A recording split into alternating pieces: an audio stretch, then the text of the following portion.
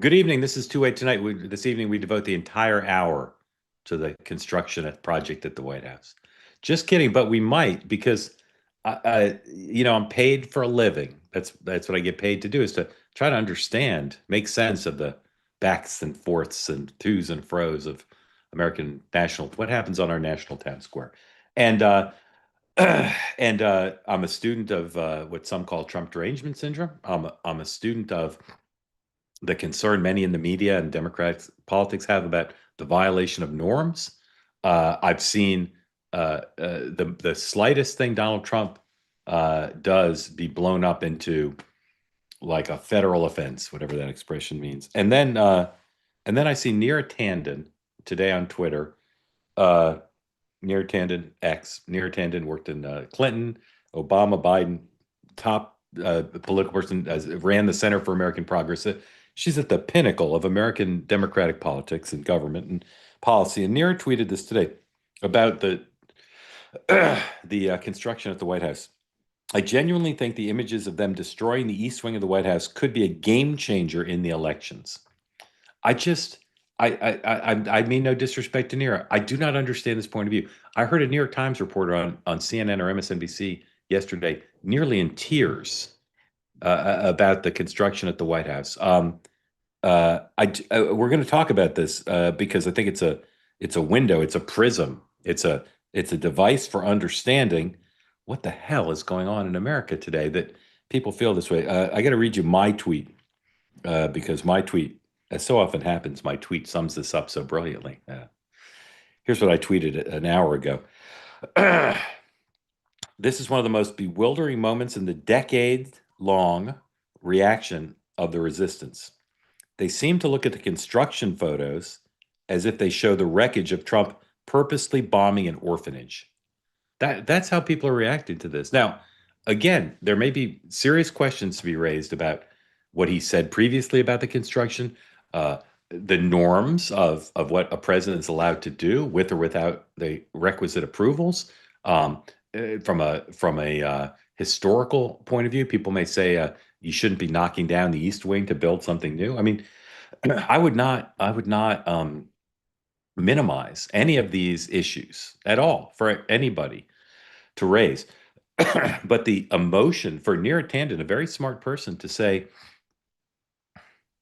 that this is going to impact the election, that either uh, resistance voters will turn out in greater numbers because of a construction project, or that independent voters will. This is the last straw. Not claiming the election was stolen, not January 6th, not using the Justice Department to prosecute his political enemies. Here's Neera's tweet up on the screen for those of you watching and not listening on the podcast. I genuinely think the images of them destroying the East Wing of the White House could be a game changer in the elections. Now, ladies and gentlemen, I know something about the concept of the game change. I just can't identify with this. It's baffling. So I'm hoping some of you can explain it to me. And if there are people on here on the two-way platform who are so upset by this, Sue, one of our most reliable explainers in chief, she's very upset. So we'll get to Sue pretty soon. But we'll talk about that. We'll also talk once again, say this to you so many days, once again, the president's photo op. He did a photo op with the head of NATO, and as we predicted on the morning meeting, it opened up to the press. So he talked quite a bit. He talked about this topic. He talked about Ukraine, as Sean projected on the morning meeting, new tough economic sanctions on Russia. We asked this morning, what card would the president play to try to get the conversations going? So the president, Scott Bessent, announced them. The president talked about them. We'll play that for you. Wall Street Journal reported that that the U.S. had approved the use of long-range missiles by the Ukrainians, but the president called the Wall Street Journal story fake news. We'll show you that conversation. Nothing happened on the shutdown except back and forth and accusations. Maybe we'll talk about that. Play some of that for you. There's some stuff going on with Jen Psaki. Probably won't care about that. The final debate in the New York City mayoral race, second and final general election debate, is tonight. We'll talk a little bit about that. And Dow is down 300. We'll examine that. As always, we're interested in your questions and comments, particularly on the question of why so many of us here in America are discombobulated, angry, heartbroken over a construction project. Um, so please, if you're here on the two-way platform and want to ask a question or explain this to me, please raise your hand. If you're watching on X or on YouTube tonight, I give you permission to put smack in the chat only on this topic. If you've got smack on the construction project, either because you understand why people are so upset or you agree with me that this is bonkers, please, all the smack in the chat you want, but just on that one topic. Otherwise, peace, love, understanding, presumption of grace extended to all should pour from your every pore. Should be what you are about. And luckily for me and for you, we have two phenomenal guests tonight who I'm warning them now because they're on here. The first thing you're going to be asked to do is explain the construction story to me. Uh, Steven Olikara, Democratic strategist, CEO of Bridge Entertainment Labs, senior fellow of the Schwarzenegger Institute at USC, and just an incredible explainer, like Sue. And then Beverly Hallberg, Republican media strategist, president of District Media Group. So we got a CEO and a president here. Those are big titles. I've never had either of those titles. Lofty titles. They'll be here in a moment. And we'll kick stuff around. It'll be like pretty similar to the normal format, except tonight we've never started an episode, to my recollection, of my expressing bewilderment over the reaction to a construction project that's being treated, as I said, like as if Donald Trump bombed an orphanage. So we'll get to all that. But before we do, word from one of our sponsors, the good folks at Cozy Earth, who make extraordinary clothes and bedding, the bamboo sheets. I got them. You should have them too. 10-year warranty, 100-day money-back guarantee, temperature regulating, give you a comfortable night's sleep. Everybody in our household's a little bit under the weather, and nothing more comforting than to climb into bed with the comfortable Cozy Earth sheets, viscose made from bamboo. And then over the sheets, you put the bubble cuddle blanket, which we also have here. Lose yourself in luxury with the bubble cuddle blanket. Offers a combination of comfort and style with its distinctively textured bubble design, intricately woven from ultra soft fibers. I can testify to all that. I didn't make up that language, but it's all true. You can also, of course, buy the shirts, very comfortable t-shirts. I wear them around the house all the time. And of course, the pants. If you want your spouse to look at you and say, my goodness, you look spectacular in those pants, I recommend the Cozy Earth pants. Go to cozyearth.com. Use my promo code two-way for 20% off, because home isn't just where you live, it's how you feel. Let's go home with Cozy Earth. Thank you for your attention to that matter. And now, two people who are going to calm me so I can have a good night's sleep, although I just scarfed down a bunch of Korean food. And I probably, the chicken came with jalapenos, like studded around, and I probably made a mistake by putting that on there because I need to go to bed right after the debate, probably. Anyway, Steven Olikara here. Love having Steven on. Oop, hit the wrong button. Sorry about that. Anyway, somebody's going to have to help me here. I've just screwed everything up. There's Steven. Steven, welcome in. You come regularly, and we're so grateful to you. But while I go find Beverly, just tell folks who don't know what you do for a living now, how you found yourself in such an august position that you're invited on two-way tonight. Well, thank you. Great to be back, Mark, and Beverly. Great to see you. I'm a longtime political reformer and bridge builder. As you referenced, I run a media nonprofit that's focused on combating toxic polarization called Bridge Entertainment Labs, senior fellow at the Schwarzenegger Institute, and a former candidate for U.S. Senate, where I ran as a Democrat in my home state of Wisconsin. And I hope we'll see some Doug Burgum appearances. Think you just walk into my bedroom. Yeah, I hope so. Steven, did I tell you about my weekend I spent in Milwaukee and Green Bay? Yeah, well, I knew you were going to watch some of your social media. Yeah, incredible. So incredible. Both cities are incredible places. Thank you for being here. Beverly, again, the platform grows so quickly. Even though you're a regular here, many people have never seen you on. So similar to what Steven did, just tell folks a bit about your career arc and how you found yourself here tonight. So I have a company called District Media Group where I work full-time as a communications trainer, mostly preparing people for media interviews for scenarios like this today. So I always say, as I do media interviews, if I screw up on your show, that's bad for business. Yeah. So hopefully I give On really message, good on point. interview Yeah. today. On Uh, point. And yeah. I can personally vouch for Beverly. I'm Yeah. someone who's I been appreciate coached up that. by Right. her before. Yeah. And so I work with members of Congress and CEOs, et cetera. I will say today was kind of a Super Bowl day in what to say and what not to say in the media. So you had the Senate candidate from Maine and responding to his Nazi tattoo, saying that he is not a secret Nazi. And I always tell people not to say what they're Yeah. not, but Right. to say what they are. So a lot of good examples, or I should say bad examples, to focus on today. And particularly when the nod is Nazi. Just no sound bites with that. Yeah. You're both brilliant, but again, part of why we love having you back is you're both dedicated to the ethos of this platform, peace, love, and understanding. And you both have your partisan points of view, but you never have far from your mind as how can we have spirited conversations and political disagreements, but stay civil. And so very grateful to you for that. Now, you both heard me say, and sometimes let's be honest, I'm a little overly theatrical for effect. I'm truly baffled by the reaction to the construction. So, Stephen, since you're you're a Democrat, and it's your party that is treating this like the end of democracy as we know it. In all seriousness, why are people so emotional about a construction project? Well, because every issue in America is fed through what I call a polarization vortex that's meant to maximize for fear and outrage. So that's the culture we live in. My message to Democrats and liberals all day has been, don't let this issue ruin your day. I know many liberals that's happened, and their blood pressure is rising, and I get that. This is not the issue. Now, it's not to deny that there are problems with this because it's going to be privately funded. And anytime you have private donations for a public related project, it often means there are opportunities for corruption and pay to play for access. And that's happening. So that's not to deny that. But this is not the issue to ruin your day over. Right, Stephen. Just staying with you, everything you said, I agree with 100%. But I could give you 100 examples. The Trump children and the Trumps getting rich off of NTFs and crypto. Uh, the president in having his political opponents indicted. These to me, if you said this is a game changer or this is so devastating, I could see people saying it about that.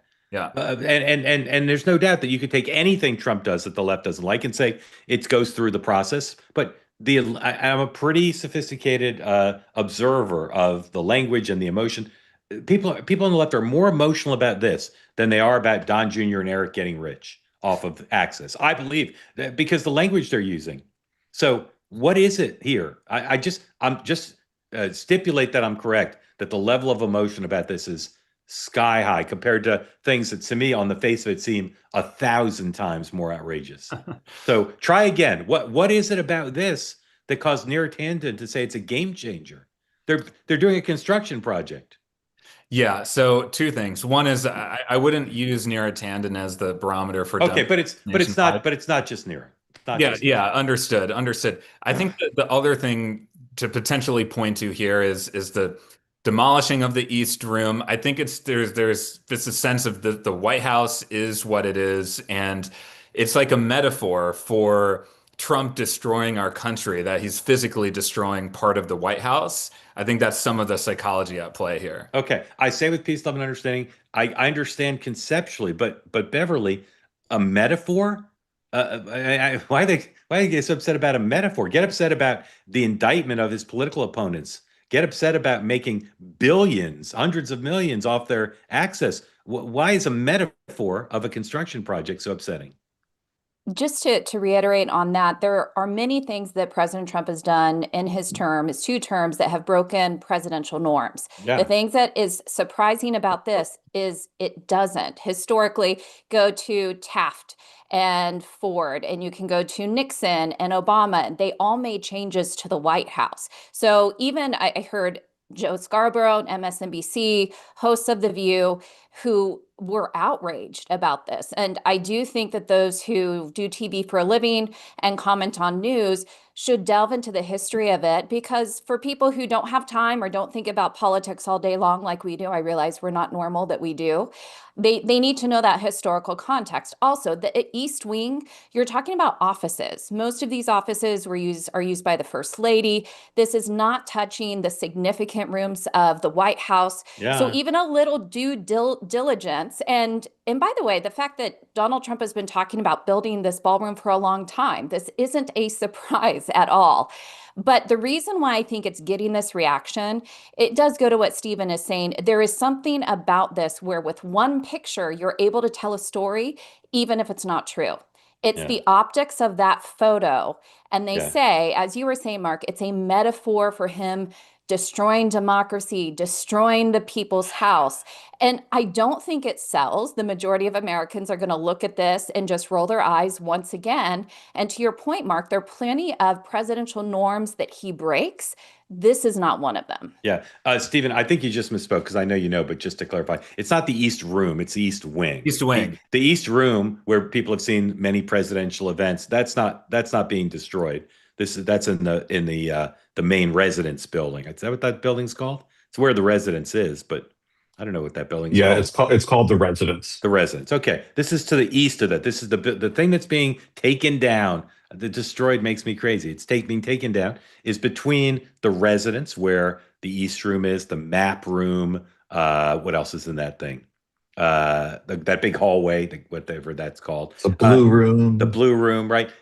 So that building is the residence. That's between the West Wing and the East Wing. And the East Wing is between the residence and the Treasury. Probably should have a map. Okay. Here is the New York Times headline number 10.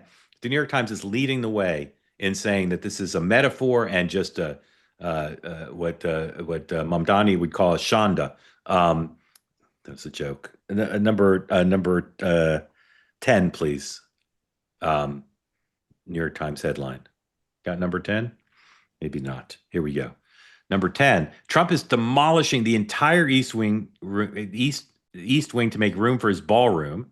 Trump initially said the construction of the White House would not touch the East Wing or, quote, interfere with the current building. Well, it's not interfering with it. It's eliminating it. Now, he's gone back on his word and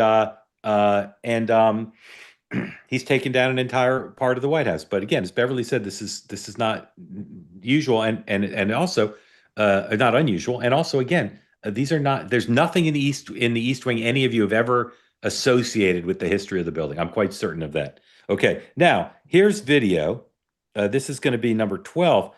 This is the aftermath after President Trump bombed an orphanage on purpose. No, this is the demolition of the East Wing, number 12. But it's this kind of imagery that's making people. Is it 12 that I want? No, I want 12.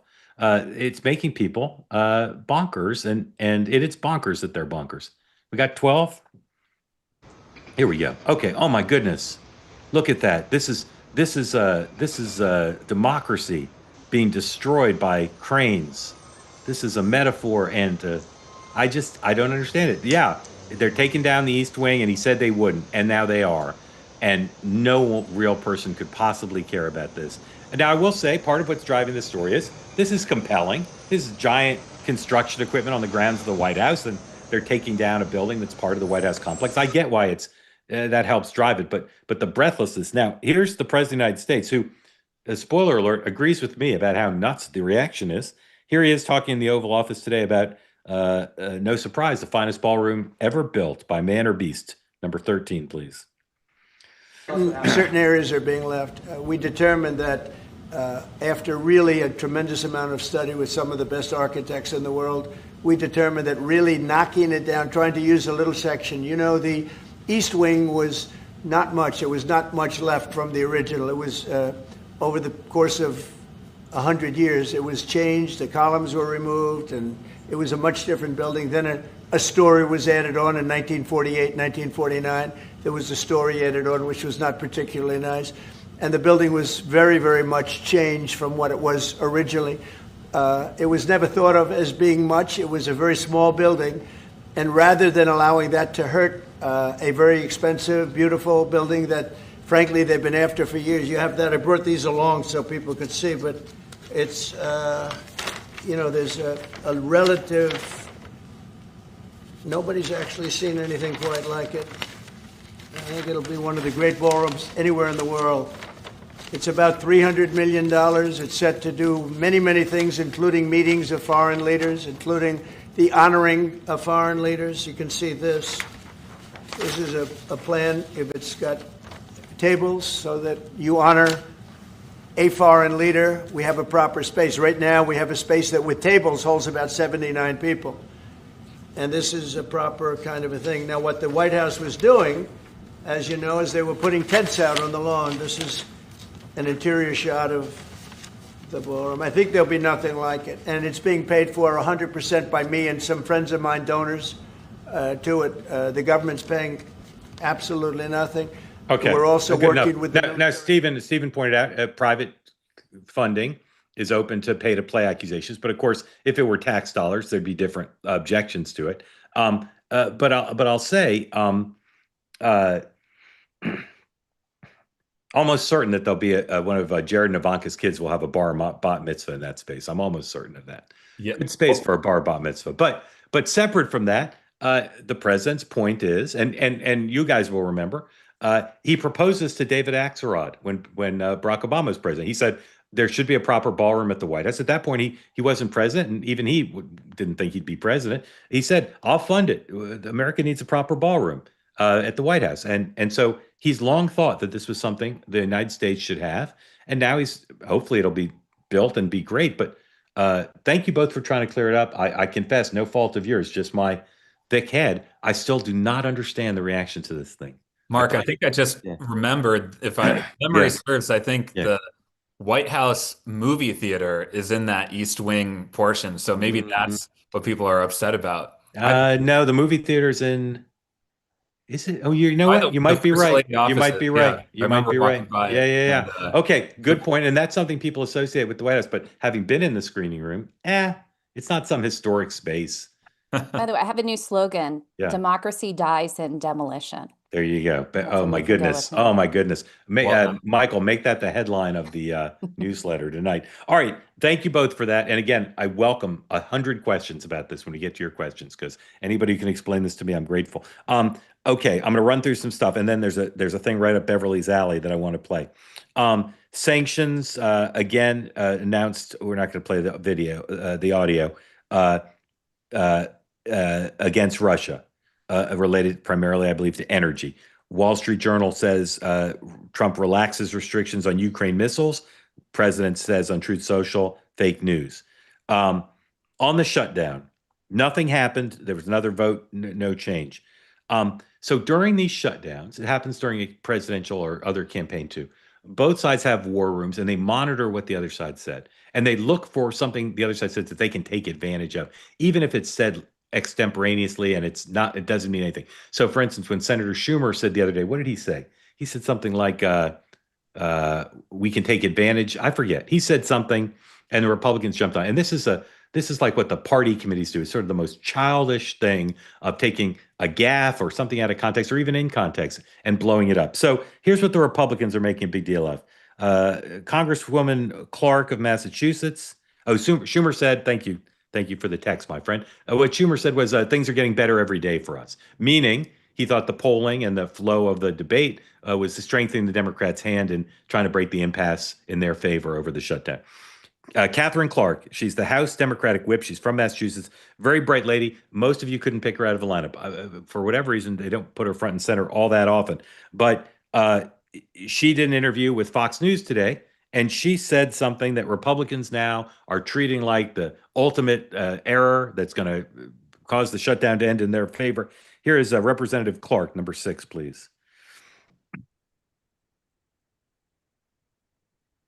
Of course, there will be, families that are going to suffer. We take that responsibility very seriously, but it is one of the few leveraged times we have. Okay, so what she's saying is when the effects of the shutdown start to affect real people, that the Republicans will be blamed for that because they're in charge, and that will be a leverage point. And yet now the White House has attacked her. She's attacked back. Beverly, if she were your client and she said something like that, is that a gaffe? Is that something she shouldn't have said? Or is that just stating the truth, which is they think real people being hurt will be to their favor?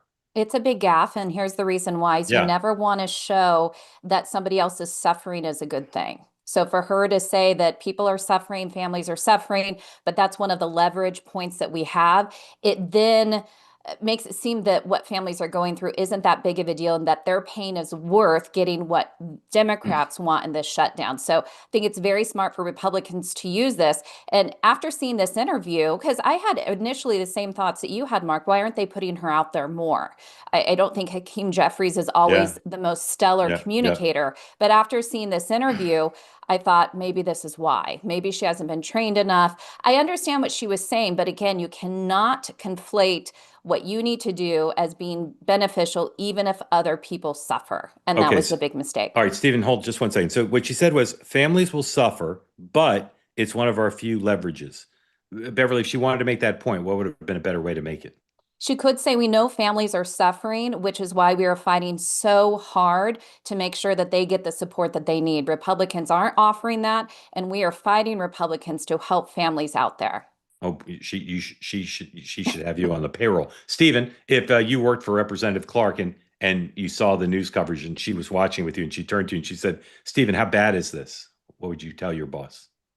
I would say it's pretty bad. I mean, we saw Chuck Schumer making a similar statement when he said the Democrats are winning on the shutdown. I think human beings are, and the American people are losing out when paychecks aren't going out to federal workers, to contractors. You have the SNAP benefits expiring in November. So I understand the Democrats feel like this is a point of leverage, to use her word, but the American people are losing out from this. And I think it reinforces the bad Democratic brand that's out there, that they're the party of elites. Elites, political consultants and operatives and media, they're fine with the government shutdown and the yelling because it's something to talk about, but there are real people getting hurt, and you don't want to be on the side of real people getting hurt. Okay. To give you an idea of how big a gaffe Republicans think this is, outside Speaker Johnson's office, this is probably our friend Hogan Gidley's idea. They just rolled into the hallway right outside his office where people can see a big TV monitor, and they're just playing her soundbite on a loop over and over again right outside his office. I've never seen that. We'll have to ask Hogan if that was his idea. Okay.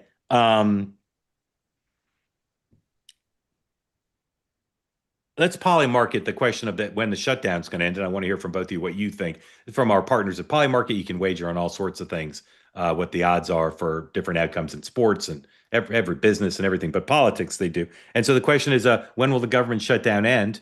And you can see that the leader throughout, going back to October 16th, about a week ago, has been the latest date, November 16th, 38% chance that it ends after the 16th. And then number two is that it ends in about a week, right around the 1st of November, when some of those deadlines are. That is 14%. But the runaway favorite is it goes past November 16th, which is almost a month away. Thoughts on that, Beverly? The bettors here have it right? Yeah, I think it's going to be a while. Nobody seems to be budging at this point, and Republicans really don't have a whole lot of reasons to budge on this. I even think if you want to talk about leverage, Russ Vought of the OMB, I know I talked about this last time I was on.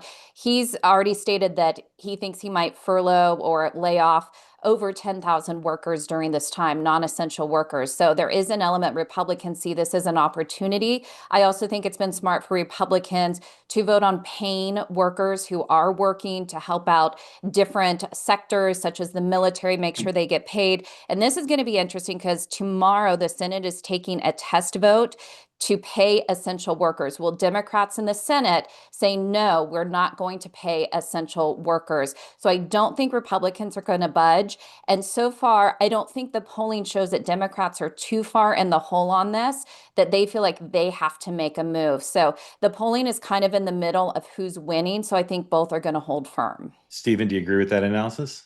Yeah, I do agree with that. And I think Polymarket tends to be a good predictor. And I agree with the leading candidate of the timeline there. And I think this vote tomorrow will be really interesting to see because Democrats are going to be in a pretty tough position. And I genuinely don't know really which way they're going to go. I did see my home state Republican Senator Ron Johnson talking about it, and he seemed pretty excited about that vote. So we'll see where that lands. Yeah, a lot of Republican senators like Senator Johnson have basically said it's unclear to them how Democrats could possibly vote against this, but we don't have a whip, Ken, so we'll see. All right, the markets didn't do well today. Some attributed to the uncertainty over trade, Russia, China, etc. 24, please. CNBC headline: Dow down 300 points over trade fears. Latest earnings. There were some bad earnings reports at some Fortune 100 companies. And then here's the full market close from our friends at the Bahnsen Group. Everything in the red. Dow down almost 335 points. S&P down. And NASDAQ down. Again, we've been at or near record highs. So these losses are not taking us into some horrible territory for the year, but nonetheless down. Reminder, if you want to keep up with the markets, everything macroeconomic, tariffs, AI, everything, recommend David Bahnsen's daily newsletter called Dividend Cafe. You can get it by going to tway.tv/TBG for the Bahnsen Group. Sign up for Dividend Cafe. It's free, comes out daily. It's extremely sophisticated, but accessible, not unlike Steven. And another joke, no one laughed. And David writes with great clarity about everything macro, micro, etc. Recommend that to you. All right, one more story I want to get to, and then we're going to get to your questions and comments. So if you'd like to be in on the conversation and you're here in the two-way platform, although I'm going to let Sue talk for 25 minutes because I want to hear her on the destruction, the demolition. Please raise your hand. New York City, a mayor's race tonight, another day where there were efforts to get Curtis Lewa out of the race. Another day where he was defiant and said, no, he's not getting out of the race. And the debate tonight, most people think doesn't really matter what's going to happen because the thing's cooked, baked, done. Mr. Mondami continues to be extremely confident for a first-time candidate for such an office. This is number 16, Kevin, talking about New York City electoral politics, basically. Mr. Mondami, number 16, please. A lot of caricatures of who Trump voters are. And in New York City, we saw the swing was actually in the heart of immigrant New York. And I went to Hillside Avenue in Queens. I went to Fordham Road in the Bronx. And I asked New Yorkers, who did you vote for and why? And I met the vast majority of them were Trump voters. And I asked them why. And it just came back to cost of living, cost of living, cost of living. And if I had spent that time lecturing them as to why they were wrong, as opposed to listening to them as to how we could get right. Then we would run a very different campaign. And this is one thing I said I wanted to talk about. I feel like the establishment Democrats don't understand a pretty simple thing. We want to vote for someone who might make things better. Even if the risk is it will make things worse. A lot of people voted for Trump because he might make things better. And the other person is saying, I wouldn't change anything. Things are not good. In New York, things are not good right now. So I already taken one swing on Next Up about the similarities between Donald Trump and Mamdani in terms of their political skills. And there you saw on Andrew Schultz's podcast, I guarantee you when it was decided he'd be on there, he's like, yeah, bring it on. Happy to sit with Eric and his crew for a long time. There are plenty of politicians you both know who would freak out at the prospect of sitting there and say, Donald Trump sat on that seat and now he hasn't. It seemed to do fine, at least in that clip. I'd love to hear your view, Beverly, of the race and about Mamdani's skills. Yeah, well, I agree with you on these podcasts. I love that we can bring in candidates and they can be asked questions for an extended amount of time and actually have to get into a conversation. I think the rise of the podcast is really chipping away at soundbite culture. And that is something I think is a good thing, to actually have nuanced, interesting conversation and get into the details. Now, something Mamdani did really well here, as you were saying, he's far ahead, the leader in this race. I don't think he's going to lose. He seems to be the clear winner. You do not have strong Republican candidates. I can't get behind either of them for multiple reasons. So his race seems like he's a shoo-in at this point. But here's what he did well. Even though, by the way, I completely disagree with mom policies, just I'll throw that in there. But what he did well is, even as the clear winner so far, it looks like he's going to win, he didn't insult the Trump voter. Yeah, Steven. And that's something that we've seen a lot with Democrats, where you degrade the Trump voter. Totally. And I think he's going for bigger than New York by doing this. He's trying to make a broader appeal than just New York City. So from his standpoint, a very wise move on his part. Well said, Steven. Yeah, I think it's extremely smart stylistically. I think he represents this new wave of politics. And as Beverly was talking about, the podcast, style campaign where you can actually get into detail and nuance and be more of a human being as opposed to very establishment cut up talking points and sound bites. And so Mamdani gets that. I think he's a real political talent. I've talked to a lot of my friends who served in the New York State Assembly with him, and they verify and validate just how talented he is politically. And I also think he's very likely to win unless there's some kind of gaffe. And I think he's just too disciplined to have some kind of gaffe between now and the election. Yeah. So I don't know how much he's his own chief strategist and how much he's relying on his team. But before the first debate, day before he went on Fox News, Martha McCallum, and he cleared the air on a couple of issues, including the question of defund the police. And that cleared the way for the debate. What have they done now on the eve of the debate? Literally hours before the debate, which starts in a few minutes, they leaked out, they put out, really it's not a leak, that he plans to ask the current police commissioner, Jessica Tisch, to be his police commissioner if he wins. He'd said in the past he'd consider it. Now this is more definitive, and that will be something that will be, whether it comes up in the debate or not, it clears the air of what for many New Yorkers, and I put myself in this category, was one big concern. Would he have a strong, competent police commissioner? And she's universally respected and seen as a very strong police commissioner. So again, very smart, just tactically very smart. Last thing on this, and then we'll get to your questions in a moment. Polymarket, the current view of the race by the wagers on Polymarket, Mamdani has been going higher and higher, not up to the 100% of Sean Spicer, but you can see where we are in the moments before this last debate. Mamdani well over 90, 93.2, Cuomo 5.5, and Sliwa negligible. So you can see Mamdani has been high. The race has been static. This goes back about a week, but he's I believe it's the highest he's been. I may be wrong, but I believe it's the highest he's been. So we'll see. We'll see where the markets are tomorrow morning on the morning meeting to see if the debate impacts that at all. Okay, to your questions in just a moment. If you want to be in on the conversation, you're here in the two-way platform, please raise your hand. Another word from another sponsor. This is our good folks at Ethos. You can get a free quote if you use the promo code two-way on ethos.com/two-way. It's an online platform that makes getting life insurance fast and easy to protect your family's future in minutes, not in months. It helps provide financial security, and we all are familiar with cases of people or at least a lot of you would be, as I am, of the main breadwinner in a family not having life insurance, and then something tragic happens, and the family is left without security, keeping up with mortgage, tuition, all the things that cost so much. So this is an opportunity without a very complicated process, 100% online, no medical exam required. Answer a few health questions and get a quote in as little as 10 minutes. Protect your family with life insurance from Ethos. You get your free quote, as I said. Go to ethos.com/two-way. Use the promo code two-way, and you have an opportunity to find out how you can get covered. Do it today. Thank you for attention to this matter. All right, here we go. Sue, who lives in Colorado and is like Will Rogers and Yoda rolled into one in terms of just wisdom. Sue, what are you discombobulated over the construction? I'm not discombobulated over the construction. I find it upsetting. Okay, tell me why. I hope I can explain this. And by the way, I did respond to your tweet. I think it was number 37. Yeah. When I look at it, okay, the 4 years that Trump was out of office, he spent those 4 years planning for his second term. Yeah. And he was very effective implementing his plan, a plan that people who didn't vote for him didn't want. You had a lot of MAGA, you had the lawyers, you had Project 2025. And so all these things are rolling out, and it's a fire hose of changes coming on. And when you look at it as the average voter and you say, okay, he's closing down the Department of Education. Okay, but does that affect me? Well, it does if your husband, like mine, is a teacher and teaches special ed, and you've had a child who's special ed. You think, oh, maybe, shutting down energy projects.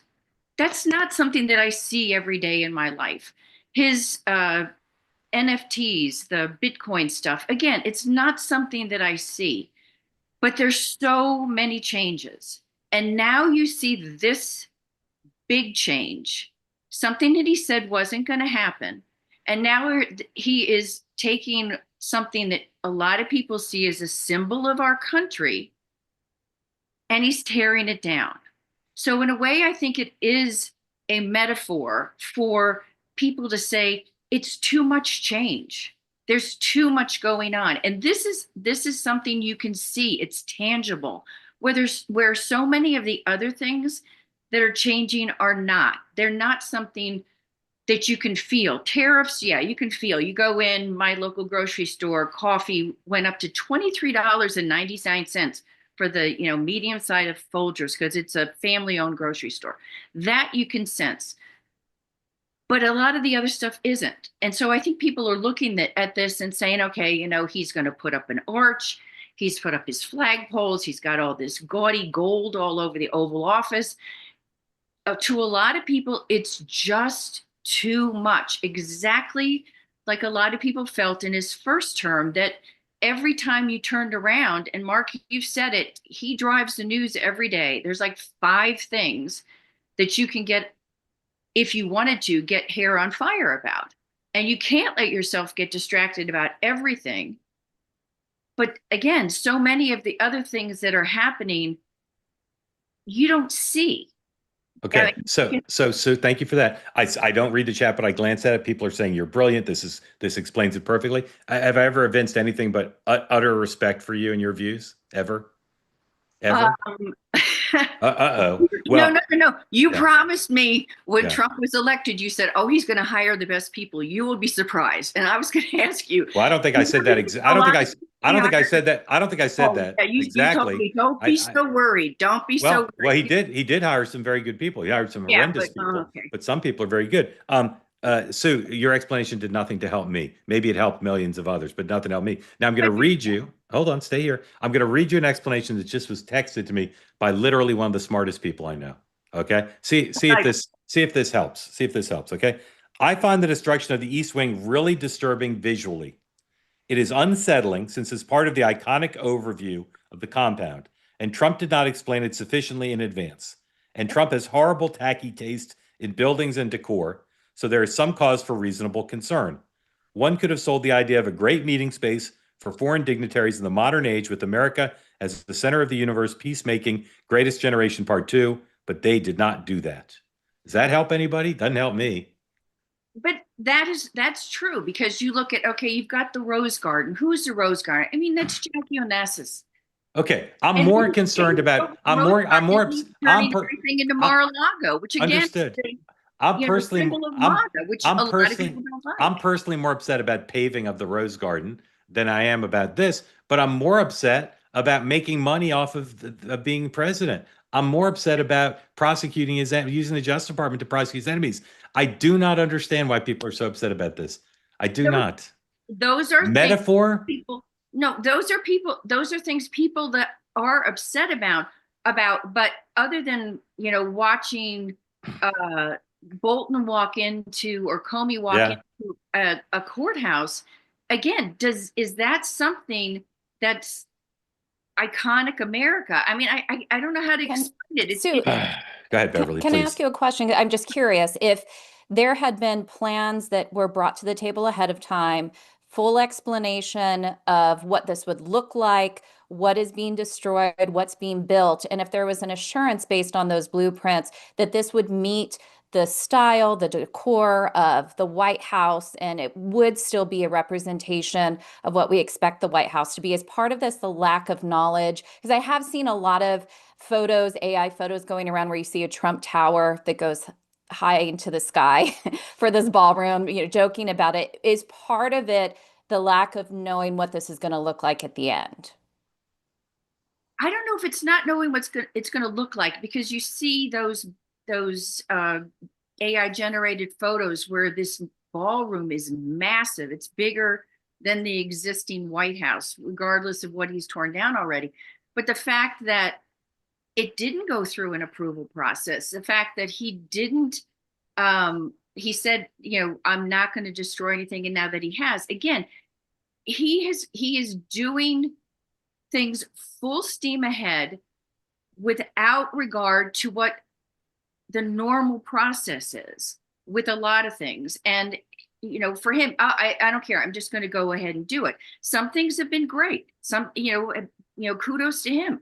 But again, I just feel that for people watching this part of the White House getting torn down, that's what's upsetting, because it's tangible, where there's so many other things that are not tangible. It's a concept, and it's not something that they can see and feel. If you've been to Washington, you've seen the White House. I just think it's on a different level, because it's hitting people viscerally, because they're watching it be destroyed, but they don't see the windmill projects out in the ocean stopping, and they don't. Sue, if there's a construction project in downtown Denver and they're taking down an old building and they're preparing to put up a new one, do you say it's being destroyed? Is that the word you use? Destroyed? Well, I rarely go into Denver, but I get your meaning. No, I understand that They're not destroying it. They're taking it down. Right. I get what you're saying is they're taking it down, they're changing it, they're making something new. Yeah. But my point is, and again, I'm not hair on fire about this. I think it's a distraction. I do agree with you that there's a whole lot of other things that are going on that people can get upset about. But there is so much change. Yeah. There's so much of Trump. I'm going to put my stamp on everything. And the woman, Karen, a few weeks ago, who said, I'm willing to let him have free reign and make all of these changes because we need to change things for my kids. I'm sitting here and saying, I can only take so much change. It's too much change for me. Sue, I'm genuinely grateful to you. You got me as far as I may be able to get, but thank you I don't for that. expect to be able to convince you. Grateful to you. Beverly, what was that thing you said? What dies in darkness? Democracy dies in demolition. Democracy dies in demolition. I got to remember that. We'll make it the headline. Thank you for that. I don't know. For those of you watching, not listening to the podcast, my colleagues flashed up some pictures of the destruction and devastation. It breaks my heart to see. I don't get it. And I know some of you thought I was kidding when I said we'll spend the whole hour on this, but we practically have. But this hour is for me, everyone, because I need to leave this hour understanding why people are saying this is going to change everything. Jeff, welcome in. Thank you for being part of Two Way. You may have to recuse yourself because your name is Golden, and the president's use of gold is offensive to many as he's destroying the orphanage. Jeff, welcome in. Tell folks who don't know where you are what's on your mind. Oh, you're unmuted, Jeff, but can't hear you. So try some jiggering of your audio equipment. Let's see if you can get it. Toggle to the right mic, maybe. No, still can't hear you. I'm going to give you another minute, Jeff, and then we're going to leave you up. Still can't hear you. Keep working on it. Here's, Jeff will stay with us. And here's Ellen. Ellen, welcome in. Hi. Tell folks who don't know where you are and what's on your mind for democracy and destruction. Well, I'm Demolition. in Scottsdale. Yeah.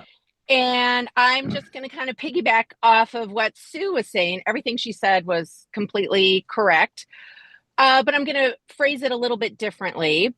I see what's happening at the White House kind of similar to a marriage that suddenly ends in divorce. And, the couple has an argument.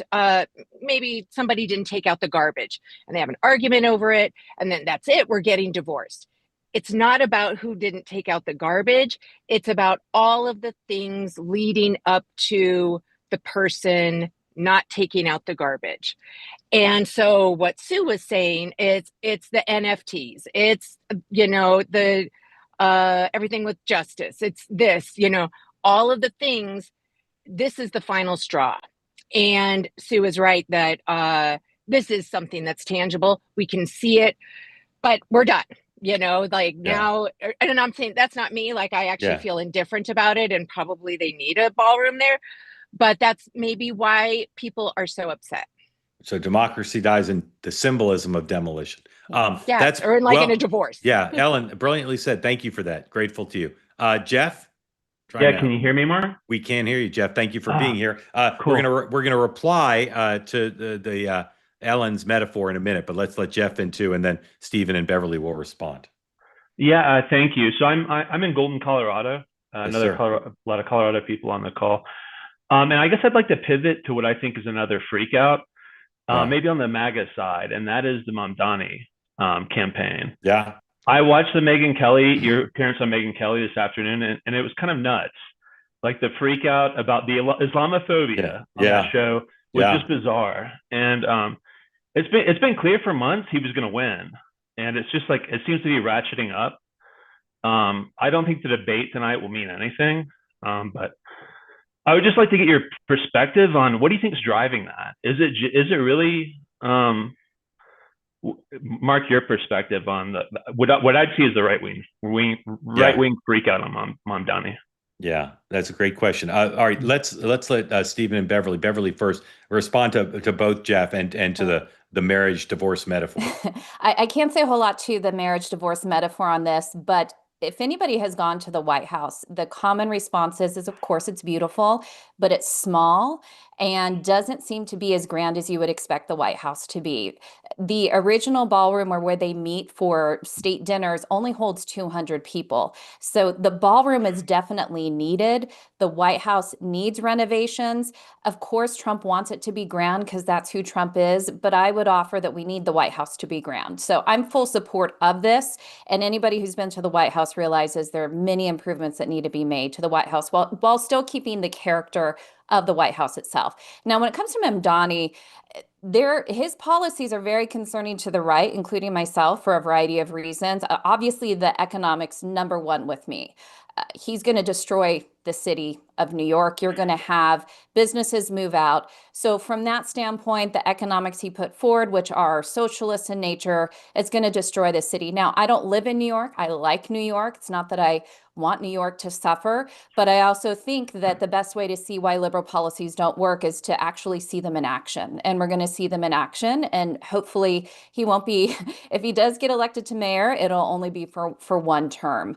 So from the economics, that's where I am. I did not see his interview with Megyn Kelly today, so I can't speak specifically he wasn't to how on that he went. he wasn't on Megyn Kelly. I was with Sean and Dan. You were. But let me just ask you, if you take from 9/11 through today, how would you characterize the arc of Islamophobia or confusion about Islam in the general town square? Well, I think there's a great concern about where people are against the Jewish culture, the Jewish people right now. Anti-Semitism is going up at the same time. So I think that there's a big push, especially when people are protesting, saying that free Palestine, to the river, to the sea. There's a lot of concern about what it means for Judeo-Christian values, what it means for the Jewish people. So I would say a lot of the concern comes from that perspective and having a different perspective of what our values are in this country. Steven, marriage divorce metaphor and Jeff's question about Islamophobia. I don't have much on the metaphor other than I just on the ballroom, I would say, let's wait and see if any of the donors' names are etched into the ballroom. That would be something to really push back on. And the private funding aspect of it, I think, is problematic. I agree with Beverly that there probably is a real case for a ballroom and renovating the White House generally. On Mamdani, and I'll speak to Islamophobia a little bit too. First, I think one of the key words we hear from Mamdani is listen. And so for people who are really worried about a Mamdani mayorship, I think he's been very genuine in his ability to listen to people that he not only agrees with, but also people who he disagrees with. And I think he'll bring that leadership quality into the mayor's office. I think the second thing that to give voice to some of what you're seeing, for example, on the Megyn Kelly show, is you have a guy who's a self-avowed democratic socialist running to be the mayor of the epicenter of capitalism. So I get the tension at play there. That causes, by the way, these long Bill Ackman X tweets, and I would love anyone who can help inform me on how he has enough time to be writing those tweets every day. I would love some clarification on that. And I think the final thing is, I think the debate tonight will be interesting. Not that it's going to change the race, but just to see how Mamdani now, even as a stronger front runner, is able to try and unify voters and speak to not only his base, but also to general election voters. Yeah. Jeff, I'll just say briefly, because we're up against the clock and I want to get one more person in. I believe that the country as a whole, not just the Islamic community, has done a very bad job since 9/11 in trying to integrate an deeper understanding. And I think it's what you're seeing now is a product of that, a byproduct of that. Jeff, thank you. All right, I got to get another quick sponsor word, but Kelly, before you ask your question, I got to ask: Are you in the movie set or TV set of a cooking show, or is that your home? Oh no, I'm actually cooking my dinner, and I wasn't going to raise my hand. Yeah, I had to. Yeah, is that your house? Is that your house there? Yeah. Yeah. That's incredible. And what are you making for dinner? Actually, Skyline Chili, Cincinnati chili. With or without? Oh, how many way? 5-way? I'm a simple lady. Yeah. I only go like 3-way. 3-way. So it's a spaghetti, chili, and cheese. Is that 3-way? I do onions. Onions, spaghetti, chili, and onions. Okay. Yeah. Awesome. And where are you? I'm in upstate New York. Upstate New York. Amazing. Yeah. All right. Stand by because we're going to get your question real quick. I got to get a quick word in from our last sponsor, and then we're going to find out what you absolutely had to ask. Last sponsor, CB Distillery. Those nights where you just can't sleep, or maybe after you've worked out, you're feeling sore, or maybe just your mood's a little bit off. Solutions worked for over 2 million people. It's the products from CB Distillery. They work with your body to help you with stress, pain after exercise, even mood and focus. High quality, clean ingredients, no fillers, just premium CBD. Go to cbdistillery.com and use the promo code 2way. Save 25% off your entire order. Again, cbdistillery.com. So if you're ready for less stress, better sleep, feeling good in your own skin again, try what so many have tried and worked for them. The products of CB Distillery, CBD products from CB Distillery, 25% off cbdistillery.com, promo code 2way, 25% off your entire order. Again, cbdistillery.com. All right, Kelly, what's on your mind? Here. And that sounds like a great product, Mark. Well, my question is pretty straightforward. I just preface with this. I think considering the government is shut down, a lot of this nonsense about, oh my God, like Trump's doing something at the White House, I feel like we're seeing a lot of TDS exposed. But my point is, why does Congress get paid and collect benefits when the government is shut down? Does it not make sense that they should not be paid and not even paid retroactively? Yeah. The government is shut down. Why do they get paid? Yeah. Kelly, you speak for tens of millions. Steven, how could this be? Yes, well, a couple of things on that. Members of Congress some of them will say, well, we can't afford, and obviously many workers can't afford to be missing their paychecks. So I completely agree with you, Kelly. I think there should be legislation on that to exact more pain on members of Congress during shutdowns and to disincentivize it. And to your point about back pay, obviously some federal workers get back pay, but there are many contractors that do not get back pay and they won't see that money at all. And so obviously we want to create a socioeconomically diverse Congress, and we want to facilitate that. But at the same time, I think that there needs to be real pain. I mean, right now you have a lot of members of Congress who aren't even in the office. Yeah. There's a shutdown. I think they need to at least pretend, and ideally do work as a member of Congress and need to be meeting and talking. So I'm with you, Kelly, and I would support that legislation. In just 3 times the constituency hours as normal. Yeah. Beverly. So I've been seeing this comment on X a lot from people of both parties. So a lot of people agree with the sentiment that you just brought up. What you would hear in response is the difference between what is deemed essential worker versus non-essential worker, and that does determine how people are paid. I'm in agreement that I think that needs to be looked at. Now, the wrong thing to say, and I can't remember which Democrat congressman said this, but one said today, well, we can't take a pay cut because some of the congressmen and congresswomen rely on this for their families. And that's the point. That's why other families are suffering too. So I completely understand why you're making this suggestion. It is a common thing to ask across both parties. I think it's something that could be looked at. Yeah. And my point is specific to Congress people, not the lower ranks, but just Congress people. If they don't feel pain, then they won't ask. Yeah, hear you. Kelly, I think you're the first person to make 3-way live on 2-way. So congratulations. So what do you do with the onions? You saute them? No, I just dice them up. The sweet onions. Raw, sweet onions. Okay. Just a little bit raw. And where are you? I might go 4-way tonight. Yeah. Where are you in the process now? I'm just sauteing the ground beef. And Can we see that? Is it Okay, possible to see that? Yeah. yeah, here. Okay. Bring And either the, my Dutch oven. oh my God, that looks incredible. Yeah. All right, Kelly, thank you. thank you for being part of Two Way. Very grateful to Steven and for Beverly for coming back. Love having you two on. Loved having you both on together. And I know you know each other, so the rapport is apparent. And I leave the hour no better understanding. Democracy dies in demolition. You got it. But other than that, I didn't get much out of this. But very grateful to hear from both of you. Very grateful to you all for being part of Two Way. Right now, go watch either the debate or watch Bridget Fetisi talking about home ownership, and then I'll be on tomorrow, 9 a.m. Eastern Time with Sean and Dan with full coverage of everything, including, I guarantee we'll be talking more about demolition because it's my passion. Thanks to everybody. Have a good evening, and we'll see you tomorrow again. Thanks to Steven and Beverly so much.